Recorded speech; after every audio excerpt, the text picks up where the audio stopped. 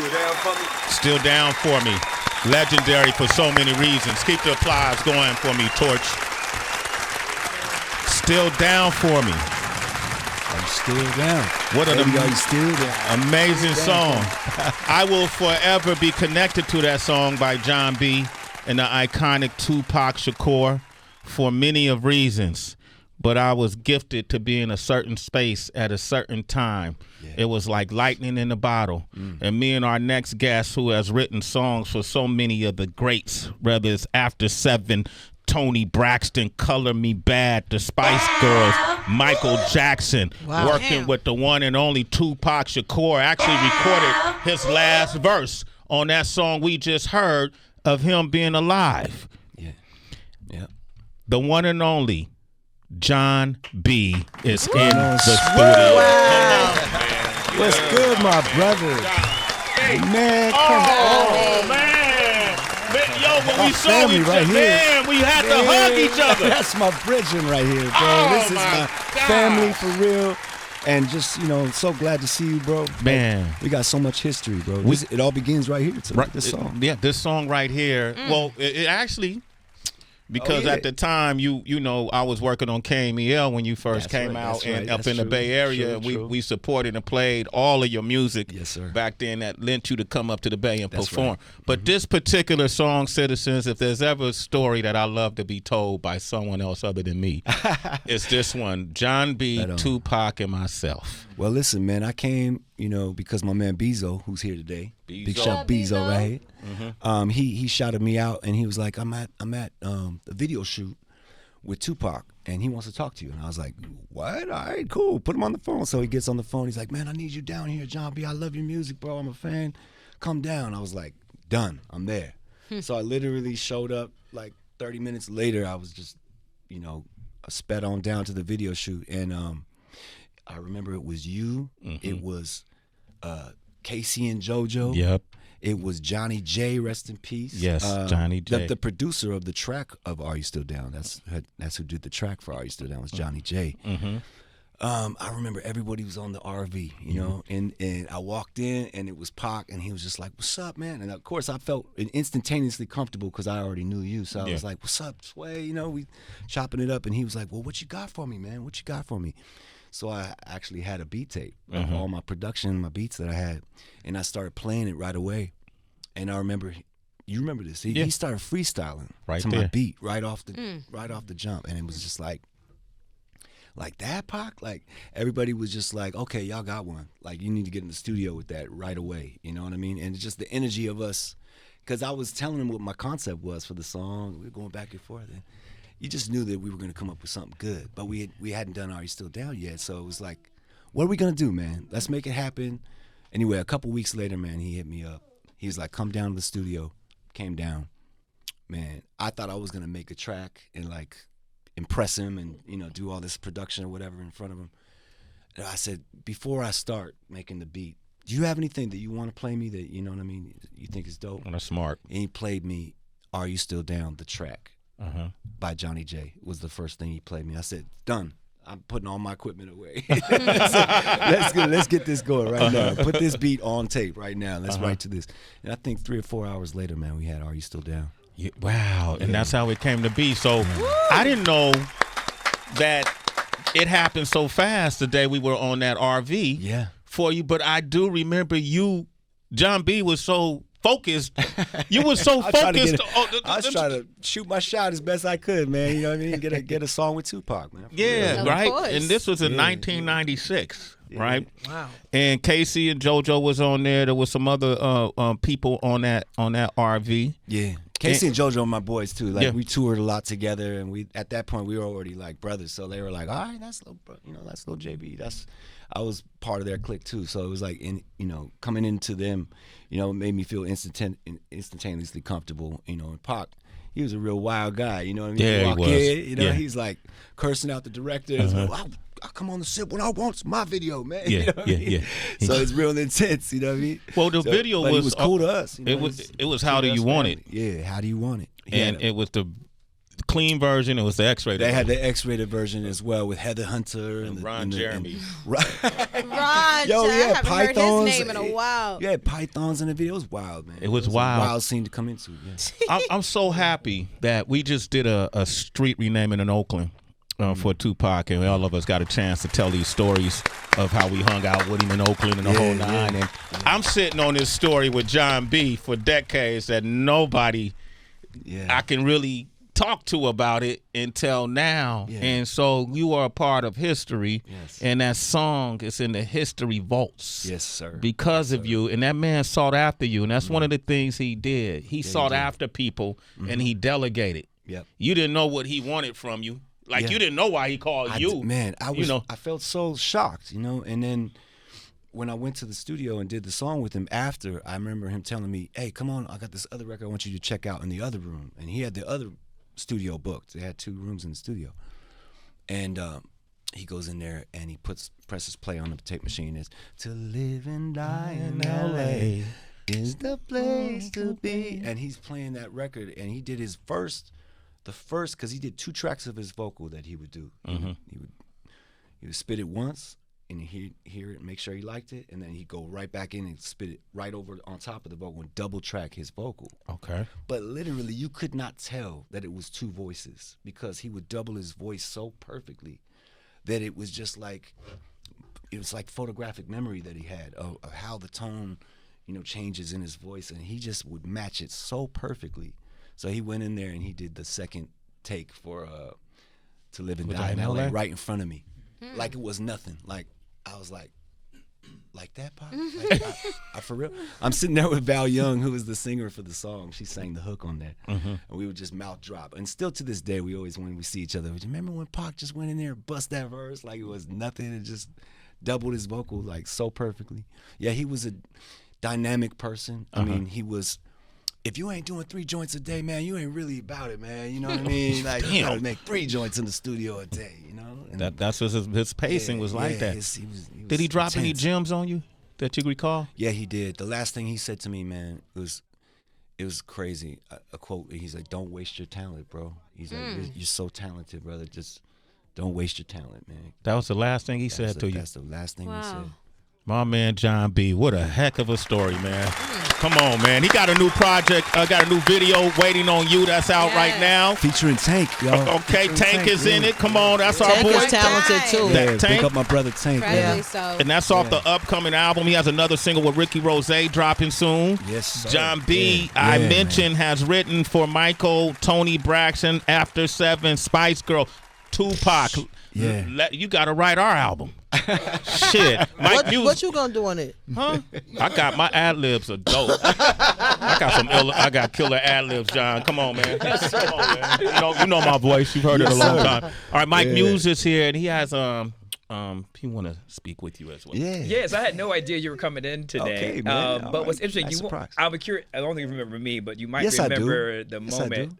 Okay. I know your face, absolutely. Yeah, brother. I know your face. I remember faces. Exactly. So what happened was, for those who don't know, I started a record label called Muse Recordings, and at the University of Michigan, we sponsored Homecoming as part of our album release, and I'm the one who brought you, and my business partner Marcus Collins brought you to the University of Michigan to perform. And to headline our homecoming concert. Do you remember that time? I do. Coming to University of Michigan, at least. Yeah, for sure, man. Yeah, for sure. And crushed it. And so ever since, I've always been I was a huge fan, obviously, beforehand. We brought you. But ever since then, always had a special place with us, bro. Oh, man. So it's good to see you again, man. Oh, man. It's glad to be seen. Glad to be here. I'm so blessed, man. Thank you so much. Mike got you a check, huh? Mike got you a check. That's basically what he's trying to tell you. He got you a check, huh? You don't remember that money? Oh, I remember. Cool story, man. When you first came out with Bonafide, right? And that's the one that we played a lot in the Bay too. We was very supportive of you. Yeah. But I recall at that time there wasn't R&B singers that looked like Jon B. Right. No, that's a fact. A way to put it, for sure. That's what I was going to ask. It was not. It wasn't. And in fact, I that was the bunt of many jokes in the morning. You know what I mean? Come to the Breakfast Club, or whoever, what I'm saying, in the morning, wherever, whatever kind of breakfast morning show was happening in every state. I was literally like the joke of the morning, like, how you sound like that? You know what I mean? And so it was cool, and because what it was for me was I never anticipated getting to that place like that. You know, I didn't expect to be accepted so quickly, and also to have that you know, to be able to be welcomed into the music industry that I love so much. R&B music was my pride and joy. To be welcomed in by the R&B producer Babyface, you know, it felt so official for me. I didn't feel intimidated by the jokes. I felt like, okay, throw me that curveball, watch me hit it out the park. You know what I mean? And because the minute I started talking about what I do and how much I love what I do, there was no denying that, you know, I was going to be a person that people had to take seriously. You know is Blue Eyes sold? Is that an insult to you? Well, I don't have blue eyes, but I'll take the reference. You know what I mean? But is that derogatory to you? No. You know what? I mean, we gotta, you know, just live with the things that are set. You know, in terms of like the way that, you know, people refer to things. I get it. You know what I mean? But I want to live out a deeper meaning, so that it doesn't always have to be blue-eyed soul forever. Yeah. Like, I'd like to redefine that, you know what I mean, with the way that I carry myself and the way that I make my music. Because it's not just about separating ourselves with, you know, these physical things. I feel like we're tuning into a consciousness that's very, very easy to tune into if you tune into it. The love frequency, baby. You know what I mean? Frequency. And I think everybody can relate to that. So Jon it goes deeper than the skin, man. Deeper than the skin. You think your high top fade? This is my last thing. You know what? Oh boy, save the best for High top last. fade. Now, but Jon, the thing with Jon is you had authentic swag to us. you. Yes. I appreciate So you. we didn't feel like you was trying to fake being black and soulful. Thank you, We man. just felt like this is a soulful being. Yeah, we Who's felt sing- his heart. Yeah, at least I did. Yeah, no, and then you heard the music, and welcome to the show, by Thank the way. you so much, Heather. Nice You to know, see you heard the Yeah, music. you got to say too. Heather B. That's a legend. Heather Like, B, man, come on. The only other B up in the building. That's man. it. Come on, let 'em know. No, but we heard the music first, and then you saw the video. But by then, you was already so stuck on the song and hooked, like it just did not matter. And then to Sway's point, it was authentic. But I ask you as an artist, there's one thing to get a stamp by like a baby face, right? You like, okay, I'm in. No matter what people think, I got the baby face stamp. But then, come on, dog. Michael Jackson, like, what was that whole thing about, and how did that make you feel as an I artist? had to get to Michael because Michael was sort of like he was the genesis of it all. Before Babyface, before New Edition. You know, New Edition was a big, giant Absolutely. stepping stone in my evolving as a R&B artist and a producer. Songs like "Can You Stand the Rain" are like, that's probably one of my favorite ballads of all time. But Michael Jackson was sort of like the genesis. He was the rhythm. He was the swag. He was the energy behind R&B that I felt like was sort of like the leading catalyst. You know what I mean? That he was the guy that I paid the most attention to. So when it came to working with, you know, collaborating with artists they said, who's your dream list? And Michael was at the top, you know. And actually, I had the pleasure of being managed by his management team. I went straight to his management. That was one thing that Babyface did right away, was he made sure that I had the right representation. And he walked me straight into Michael Jackson's management, Sandy Gallen and Jim Morey at the time. oh wow. And Jeez. got me signed to them, you know. So it wouldn't be that hard to get a record on Mike if I'm managed by the same manager. You know what I'm saying? So that's the way I got that remix for "You Are Not Alone." And Did you ever go in the studio with him? I didn't get to actually get in the studio with him. I worked with his voice alone, but it was really cool because he called me in the studio when I was working on it. He said, "Michael Jackson's on the phone. Would you like to speak to?" I said, "Yes, please. Put him through." Yes. You know what I mean? "Hi, how you doing, Jon? And this is Michael." And I was just like, "Oh my gosh, so nice to meet you, sir. And just what an honor and a pleasure to do this for you. And well, I love the remix and I love what you're doing. So keep doing your thing. And I just want to give you a heads up and shout out." It's like, "Oh my God, Mike, thank you so much, sir. Just an honor to meet you." I just kept repeating that over and over because I didn't even know what to say. And then we actually had the pleasure of meeting each other at the Brit Awards. His manager walked me back, and I remember seeing him backstage, and he was really nervous to meet anyone. In fact, it made me feel incredibly awkward because I don't have time for this. I'm gonna be late for my show, and And I was just like, oh man, is this not the right time? They would walk out the room, and then they were, no, it's cool, he's good. And when he said, it's Jon B, and then I walked in, he was like, oh, hey, Jon. And then we took a picture together, and I looked hella nervous in the picture. Oh, damn, you blew I'm it. standing like, oh man, I don't know if this is okay, but Right.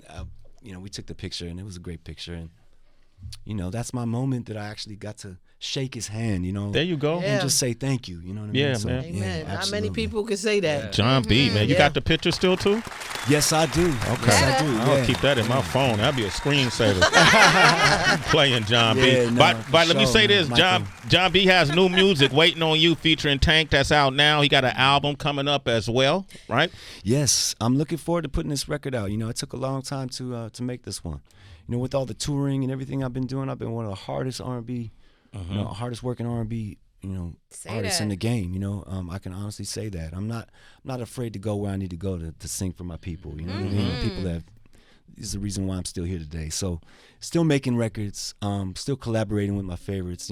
I did a record with Tank. This is a movement right here. I love this song. It's called "Waiting on You." And for all my fans that have been waiting on me, this is my it's a masterpiece for me. Just having Tank bless me with the bridge like he did. It was interesting. I went on his podcast and R&B money. And we had a great time. I love we that had a great podcast. time, man. And I told him, I said, bro, I gotta play you this record because it was inspired by you. I want to say, your way of that you do your thing really, it influenced me. And I want to play you this record and see if you vibe it. And right away when he heard it, he heard the influence, and he was like, "Yo, I gotta be on that joint." And I said, "Oh my gosh, here we go. This is gonna be a movement." So, yeah, man, he blessed me. He came to the crib, and Tank's such a wonderful guy. He just makes everything so easy. He's so consistent of a person too. He's always been the same since I met him from day one. We worked together back in 2004 on my Stronger Everyday project. Okay. So it was really nice to get back in the studio and do things now, you know what I mean? I love Update it. everything. He's talented Let's too. play that Waiting on You. Yes. Featuring Tank. Jon B is here. 888-742-3345. That's my Jon B voice. I know, Jon B, you should do radio. I'm this just is saying. Waiting on You, my brand new single right here, baby. We back. Featuring my man, Tank. This is Waiting on You. Waiting on You, baby. That's Waiting why I've on been you. single this long. Just waiting. That song is for me right there. Jon B is hanging out, Waiting on You. New. All right. The video is here. The single is here, featuring Tank. Album got Faith Evans on it.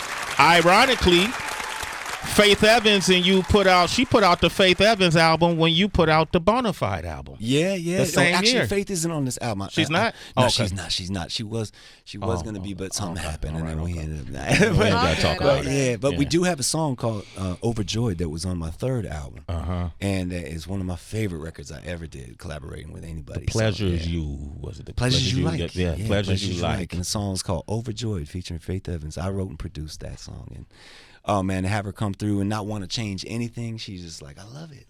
Let's do it like that. Jon So B I was got like, that. man, okay, let's go. Anybody ever really want to change something? I mean,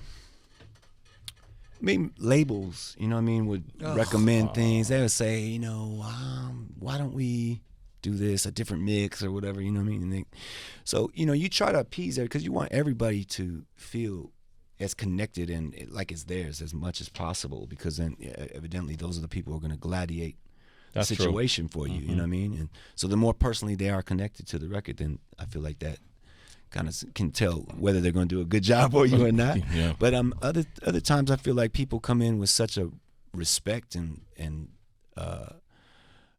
love for what you do that they just compliment you and they just say, well done, man. And that's the greatest feeling, when you can just turn something in Of course. and everybody's like with it, you know what I Yeah, mean? not It's trying to pick vibing. it apart or everything. Nah, Yeah. because we can always do a remix, whatever. Yeah.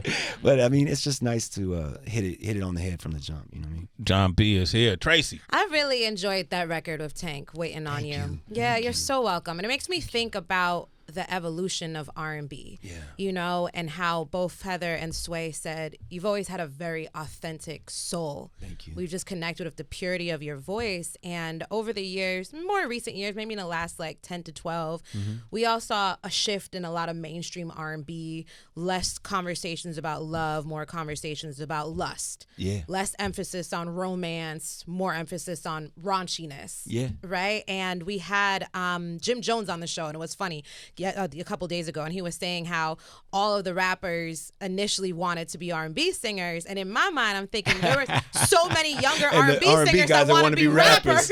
Right.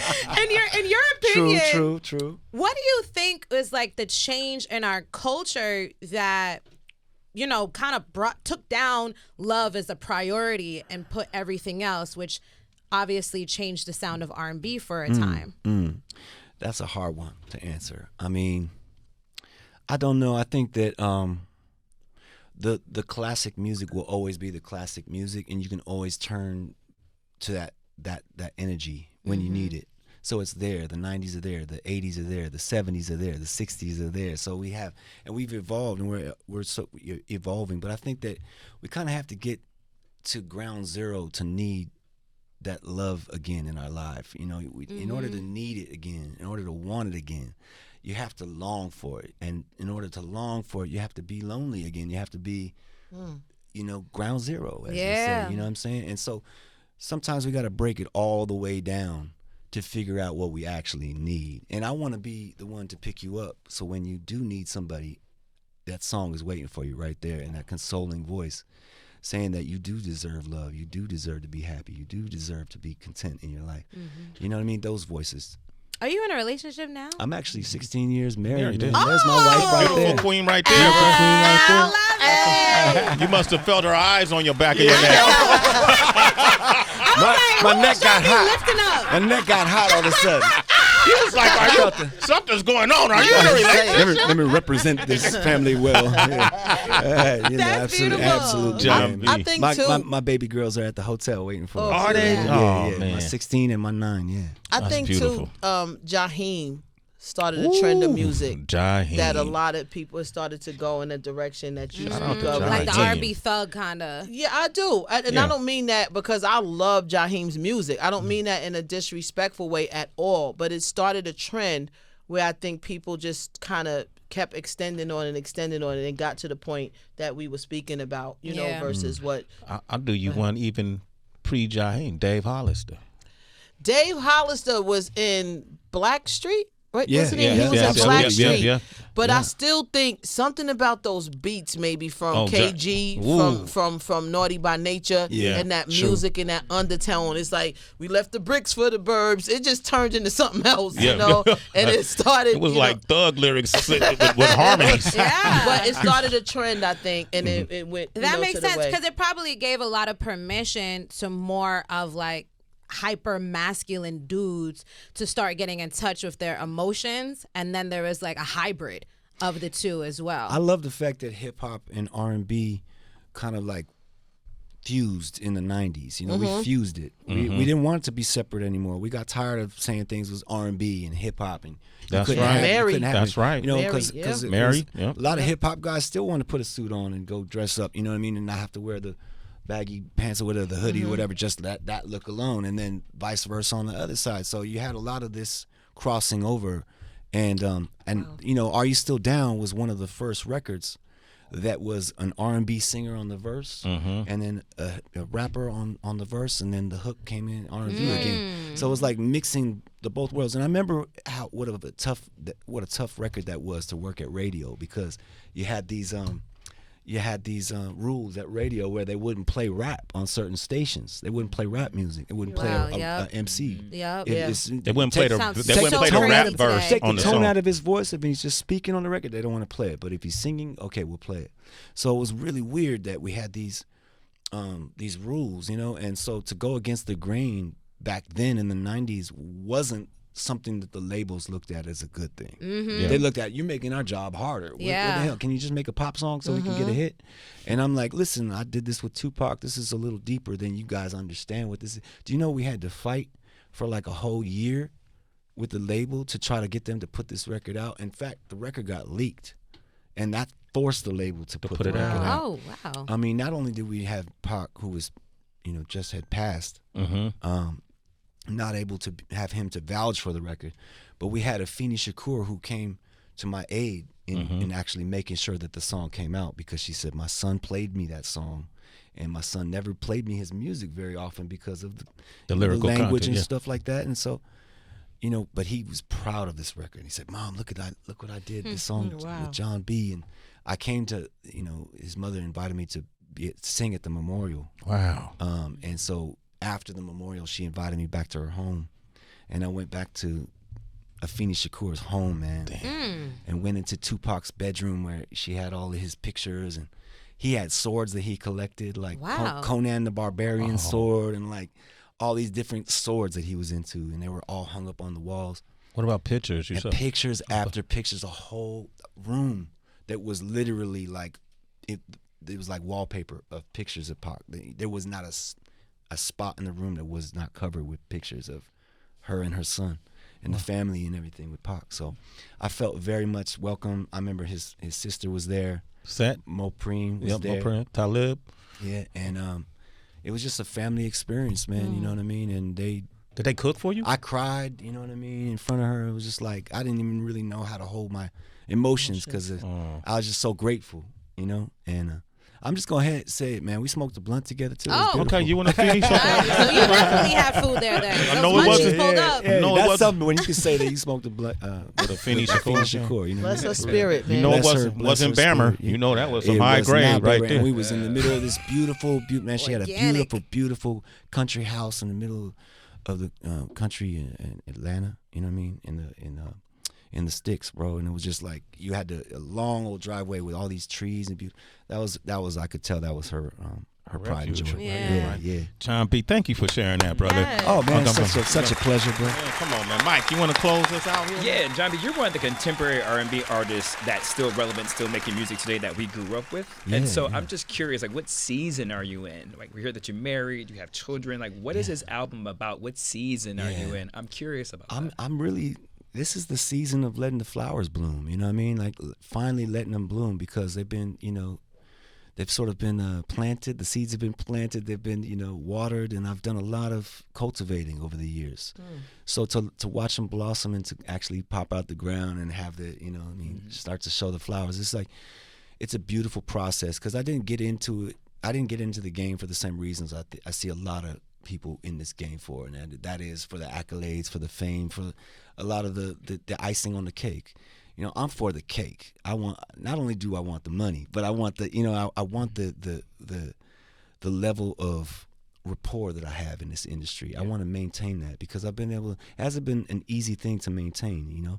I have to perform my ass off every single time I get on stage, and I do that with pride. You know what I mean? For my people that have been supporting me all these years. But you got to keep the energy. You got to keep creating. That's one thing my wife never let me do, is stop. You know what I mean? She's just like, I don't care if you feel bad today, you got to pick yourself up, dust it off, and try again, as Aaliyah said. What are you writing about? I'm really writing about my life as best as possible, and the different aspects of being in a relationship. Waiting on you is about waiting on that moment of intimacy, of where everything calms down and you can have a real moment together.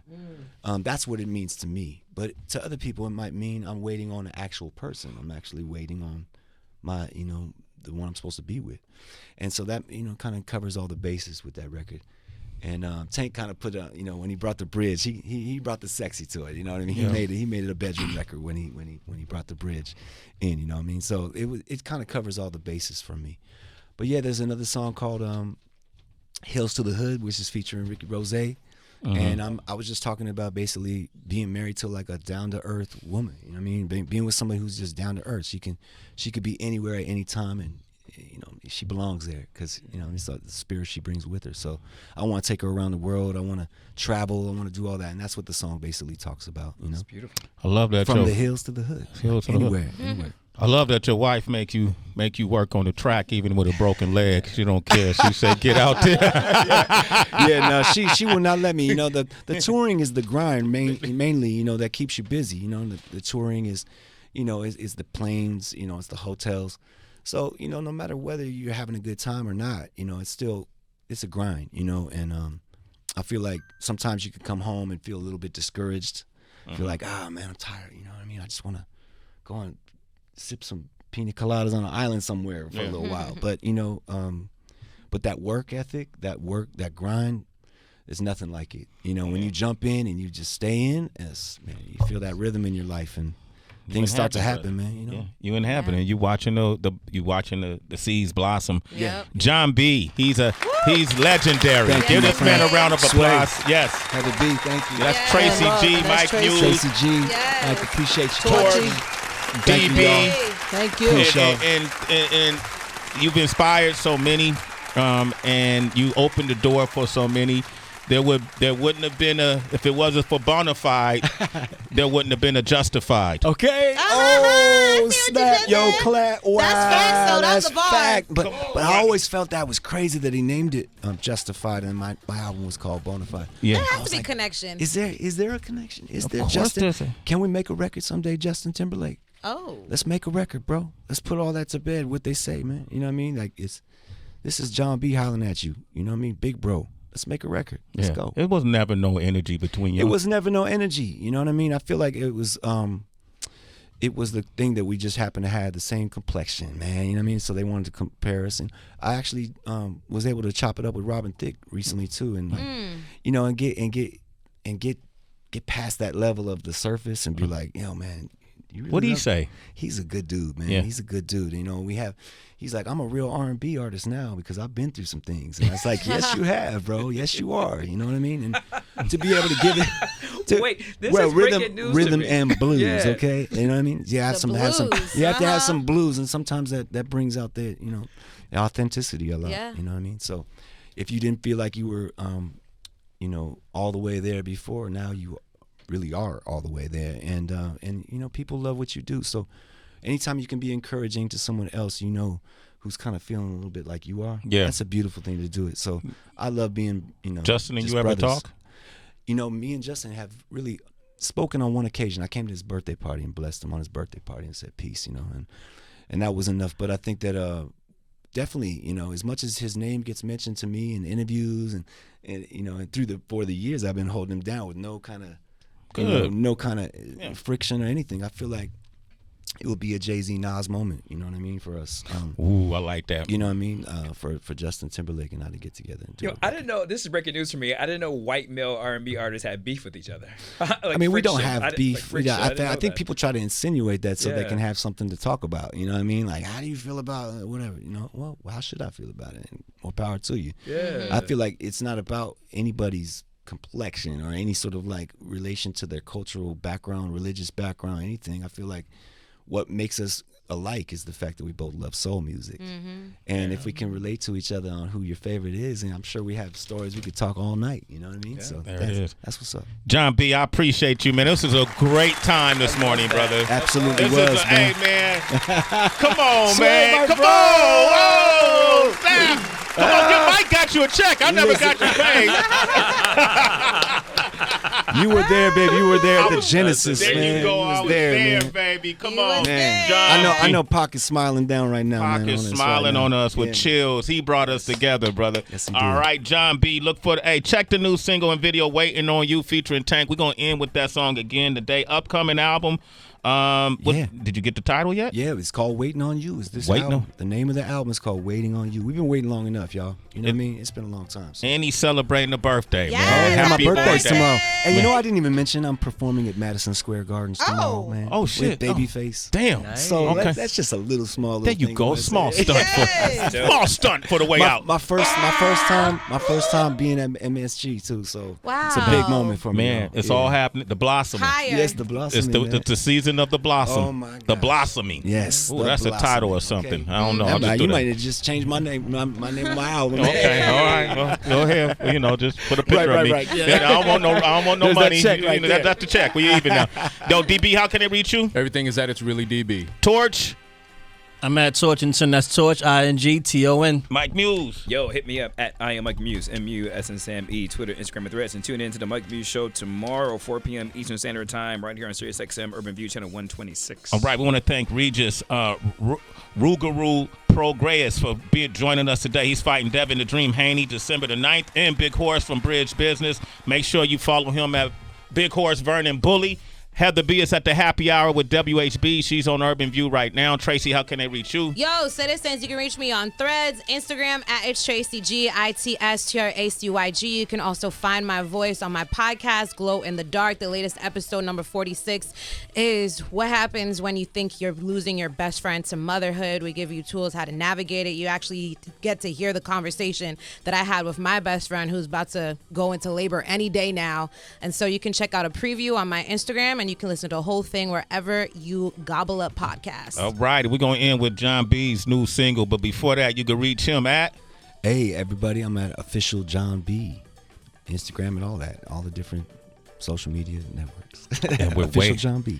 And he's waiting. I'm waiting on you, y'all. Come on now. Get on this new music, man.